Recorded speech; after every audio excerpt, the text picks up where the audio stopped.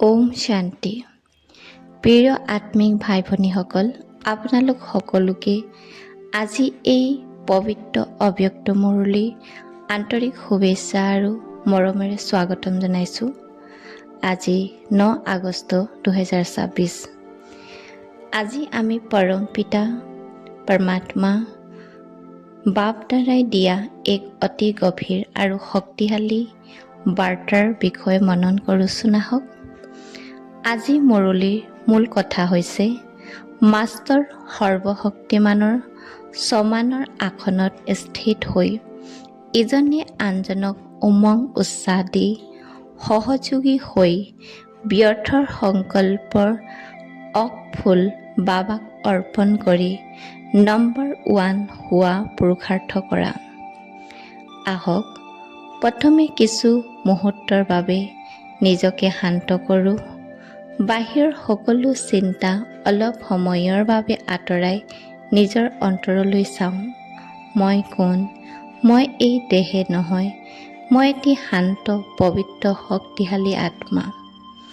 এই আত্মাৰ পিতা হৈছে পৰমাত্মা আৰু সেই পৰমাত্মাৰ পিতা মোৰ বাবা। যেতিয়া আমি অন্তৰৰ পৰা কওঁ মোৰ বাবা, তেতিয়া বাবা যেন আমাৰ সন্মুখত উপস্থিত হৈ যায়। ইয়াৰ বাবে কোনো ডাঙৰ সাধনা বা বিশেষ আয়োজনৰ প্ৰয়োজন নাই। কেৱল সঁচা অন্তৰেৰে বাবাক স্মৰণ কৰিলেই হয়। বাবা, তুমি মোৰ আৰু মই তোমাৰ। এইটো এটা অতি শক্তিশালী স্মৃতি। বাপ দাদাই সন্তানসকলক সদায় কয় যে কেতিয়াও নিজকে অকলশৰীয়া বুলি অনুভৱ নকৰিবা। যেতিয়া আমি নিজকে অকলশৰীয়া বুলি ভাবোঁ, তেতিয়াই মায়াই নিজৰ সুযোগ লয়। কিন্তু যেতিয়া আমি অনুভৱ কৰোঁ যে বাবা সদায় মোৰ লগত আছে, তেতিয়া মায়া ওচৰলৈ আহিব নোৱাৰে। যেনেকৈ এটা লাইট হাউচ পোহৰ দেখি অন্ধকাৰ আঁতৰি যায়, তেনেকৈ বাবাৰ স্মৃতিৰ পোহৰ থাকিলে মনৰ অন্ধকাৰ, ভয়, চিন্তা আৰু দুৰ্বলতা আঁতৰি যাবলৈ আৰম্ভ কৰে। সেয়েহে আজি আমি অন্তৰৰ পৰা এটা সংকল্প কৰোঁ, যি কামেই কৰোঁ, য'তেই থাকোঁ, বাবাক মোৰ লগত অনুভৱ কৰিম। খোজ কাঢ়োঁতে বাবা মোৰ লগত, কাম কৰোঁতে বাবা মোৰ লগত, মানুহৰ লগত কথা পাতোঁতেও বাবা মোৰ লগত, আৰু কোনো কঠিন পৰিস্থিতি আহিলেও বাবা মোৰ লগত। মই অকলশৰীয়া নহয়। মোৰ লগত মোৰ সৰ্বশক্তিমান পিতা আছে। আজি মুৰলীত বাপ দাদাই এটা অতি সূক্ষ্ম কথা বুজাইছে, মইপন। সাধাৰণতে আমি ভাবোঁ যে মইপন মানে কেৱল এটা দেহৰ প্ৰয়োজন। যেনে মই এইটো কৰিলোঁ, মই সেইটো কৰিলোঁ, মোৰ এইটো আছে, মোৰ সেইটো আছে। কিন্তু ইয়াতকৈ সূক্ষ্ম এটা মইপন আছে। বাবা যদি আমাক কোনো বিশেষতা দিয়ে, তেতিয়াও আমি কেতিয়াবা ক'বলৈ আৰম্ভ কৰোঁ, মই ভালকৈ বুজোঁ, মই ভালকৈ কওঁ, মই সকলোকে সহায় কৰোঁ, মই এই কামটো কৰিলোঁ। এইটো সূক্ষ্ম মইপন। আমি মনত ৰাখিব লাগে যে ভাল গুণ আমাৰ মাজত আছে, সেয়া বাবাৰ দান। যি শক্তি আছে সেয়া বাবাৰ দান। যি জ্ঞান পাইছোঁ সেয়াও বাবাৰ দান। সেয়েহে মই কৰিলোঁ সলনি, বাবাই মোক নিমিত্ত কৰিলে বুলি ভাবিলে নিমিত্ত ভাৱ জাগিত হয়। মোৰ গুণ সলনি বাবাৰ দান বুলি ভাবিলে অহংকাৰ কমি যায়, আৰু যেতিয়া অহংকাৰ কমে, তেতিয়া আত্মা পাতল হয়, শান্ত হয় আৰু সুখী হয়। মুৰলীত মোৰ বিষয়েও অতি সুন্দৰ কথা কোৱা হৈছে। আমাৰ জীৱনত মোৰ শব্দটোৰ লগত কিমান বস্তু জড়িত হৈ থাকে। মোৰ নাম, মোৰ ঘৰ, মোৰ পৰিয়াল, মোৰ সন্মান, মোৰ মত, মোৰ কাম, মোৰ বস্তু, মোৰ সফলতা। কোনোবাই মোৰ মতে কাম নকৰিলে আমি দুখী হওঁ। কোনোবাই মোৰ কথা নুশুনিলে আমি অশান্ত হওঁ। কেতিয়াবা মোক সন্মান নকৰিলে আমাৰ মনত কষ্ট হয়। কিন্তু যদি এই মোৰ সলনি আমি কওঁ মোৰ বাবা, তেন্তে আমাৰ জীৱনৰ অৰ্থৰ সলনি হৈ যায়। ভগৱান যদি মোৰ হয় তেন্তে আৰু কি লাগে? সেয়েহে আজিৰ পৰা আমি চেষ্টা কৰোঁ সদৰ মোৰ কমাই মোৰ বাবা বৃদ্ধি কৰিবলৈ। মই বাবা, মোৰ বাবা, এই স্মৃতি আমাৰ হৃদয়ৰ অলংকাৰ হওক। এতিয়া আহোঁ আজি বিশেষ উপহাৰ কথালৈ। বাপ দাদাই সন্তানসকলৰ পৰা এটা বিশেষ উপহাৰ বিচাৰিছে। সেই উপহাৰ হৈছে ব্যৰ্থ সংকল্প অকফুল। স্মৃতিত অকফুল অৰ্পণ কৰাৰ দৰে আমি আজি আমাৰ ব্যৰ্থ সংকল্পবোৰ বাবাক অৰ্পণ কৰিম। ব্যৰ্থ সংকল্প মানে কি? যিবোৰ চিন্তাই আমাৰ শক্তি বৃদ্ধি নকৰে, যিবোৰ চিন্তাই আমাক শান্তি নিদিয়ে, যিবোৰ চিন্তাই আমাক আগুৱাই নিনিয়ে, সেইবোৰেই ব্যৰ্থ সংকল্প। অতীতৰ কথা বাৰে বাৰে মনত পেলোৱা, কোনোবাই কি ক'লে সেইটো লৈ ঘণ্টাৰ পিছত ঘণ্টা ভাবি থকা, ভৱিষ্যতে কি হ'ব বুলি অকাৰণে চিন্তা কৰা, যদি এনেকুৱা হয়, যদি তেনেকুৱা হয়, মই পাৰিমনে, মোৰ পৰা হ'ব নেকি, এইবোৰ মনৰ শক্তি খৰচ কৰে। আমি বহু সময়ত কওঁ মই ব্যৰ্থ চিন্তা কৰিব নিবিচাৰোঁ, কিন্তু নিজে নিজে আহি যায়।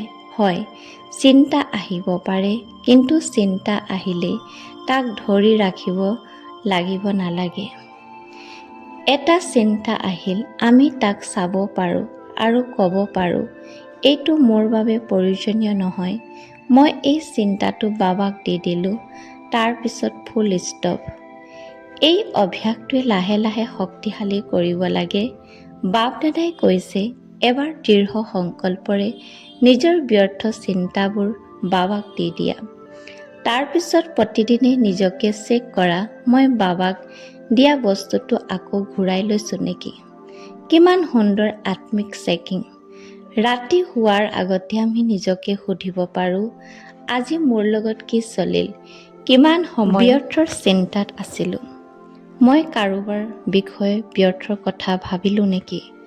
মই কোনো ব্যৰ্থ কথা শুনিলোঁ নেকি? মই কোনো ব্যৰ্থ আলোচনাত অংশ ল'লোঁ নেকি? যদি কিবা ভুল দেখা যায়, তেন্তে নিজকে দুখ নিদি বাবাক ক'ব পাৰোঁ, বাবা, আজি যি ব্যৰ্থ আছিল, সকলো তোমাক দি দিলোঁ। কালিলৈ মই অধিক সজাগ থাকিম। এনেদৰে আত্মিক পুৰুষাৰ্থ চলি থাকে। আজি মুৰলীত 3টা বিন্দুৰ কথাও বিশেষভাৱে কোৱা হৈছে। প্ৰথম মই আত্মা বিন্দু, দ্বিতীয় বাবা বিন্দু, তৃতীয় বিতিক বিন্দু। অৰ্থাৎ মই এটি আত্মিক জ্যোতিবিন্দু, মোৰ পিতাও পৰম জ্যোতিবিন্দু, আৰু যি হৈ গ'ল, যি পাৰ হৈ গ'ল, তাৰ ওপৰত ফুল ষ্টপ। আমি অতীত সলনি কৰিব নোৱাৰোঁ, কিন্তু অতীতৰ প্ৰতি আমাৰ মনোভাৱ সলনি কৰিব পাৰোঁ। কেতিয়াবা এটা পুৰণি কথা বাৰে বাৰে মনত আহে আৰু আমি আকৌ দুখী হ'ব পাৰোঁ, কিন্তু সেই সময়ত আমি ক'ব পাৰোঁ, যি হ'বলগীয়া আছিল হৈ গ'ল, মই সেইটো বাবাক দি দিলোঁ।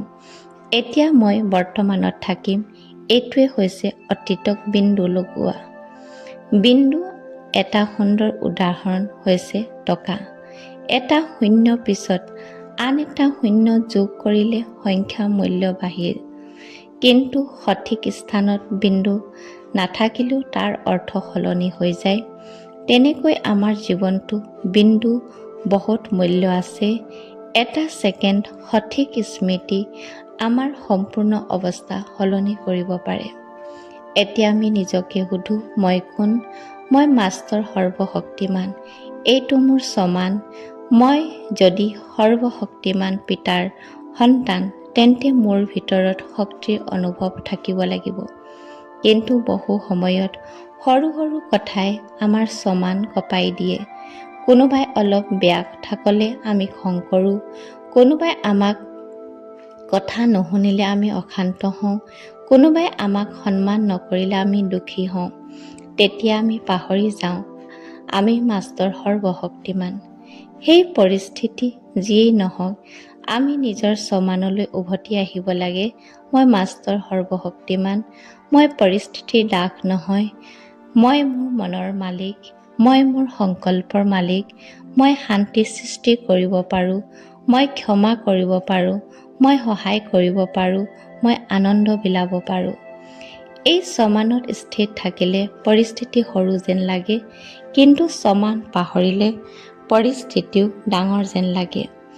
আজি মুৰলী আন এটা অতি সুন্দৰ শিক্ষা হৈছে ইজনে আনজনক উৎসাহ দিব লাগে। আমি কেৱল নিজৰ উন্নতিৰ কথা ভাবিব নালাগে। আমাৰ কথা, আমাৰ আচৰণ, আমাৰ মুখ, আমাৰ দৃষ্টি আনক শক্তি দিব লাগে। কোনোবাই দুৰ্বল হৈ আছে, তেওঁক ক'ব পাৰোঁ তুমি পাৰিবা। কোনোবাই দুখী হৈছে, তেওঁক ক'ব পাৰোঁ বাবা তোমাৰ লগত আছে। কোনোবাই ভুল কৰিছে, তেওঁক নিন্দা কৰিব পাৰোঁ কোনো কথা নাই, আকৌ চেষ্টা কৰা। কোনোবাই হতাশ হৈছে, তেওঁক ক'ব পাৰোঁ তোমাৰ ভিতৰত শক্তি আছে। কেতিয়াবা এটা সৰু মিঠা কথাই এজন মানুহৰ সম্পূৰ্ণ দিনটো সলনি কৰিব পাৰে। এটা হাঁহি, এটা মৰমৰ দৃষ্টি, এটা উৎসাহৰ বাক্য, এইবোৰে আত্মিক সেৱা।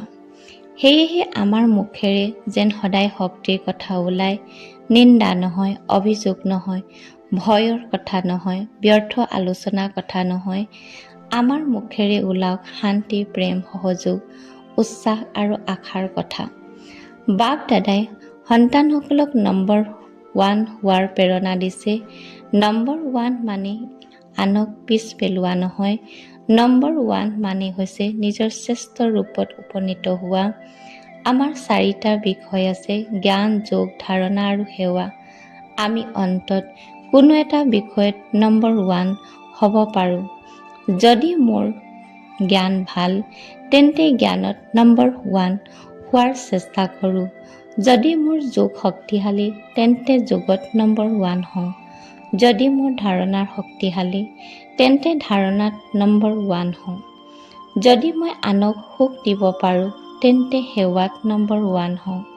কিন্তু সংকল্পটো হ'ব লাগে, যিয়েই হওক মই নম্বৰ 1 হ'ম, যি পাম সেয়া ভাল, এই মনোভাৱ নহয়। বৰং মই কৰিবই লাগিব, মই হ'বই লাগিব। এই দৃঢ় সংকল্পই আমাক আগুৱাই নিয়ে। আজি বৰদানটো অতি শক্তিশালী।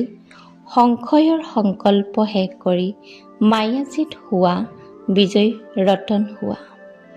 আমি কেতিয়াও আগতে ভাবিব নালাগে মই হয়তো বিফল হ'ম, হয়তো মই নোৱাৰিম, মোৰ ভাগ্য ভাল নহয়, মোৰ পৰা নহ'ব। এইবোৰ সংশয়ৰ সংকল্প। তাৰ সলনি আমি ক'ব লাগে বিজয় মোৰ জন্মসিদ্ধ অধিকাৰ, মই সফল হৈ দেখুৱাম, বাবাৰ শক্তি মোৰ লগত আছে, মই হাৰ নামানো। যেতিয়া আমি বিজয়ৰ সংকল্প কৰোঁ, তেতিয়া আমাৰ মন সেই দিশলৈ কাম কৰিবলৈ আৰম্ভ কৰে। আজি মুৰলীত সদায় সুখী হৈ থকা কথাও বিশেষভাৱে কৈছে। কেৱল কেতিয়াবা সুখী নহয়, সদায় সুখী।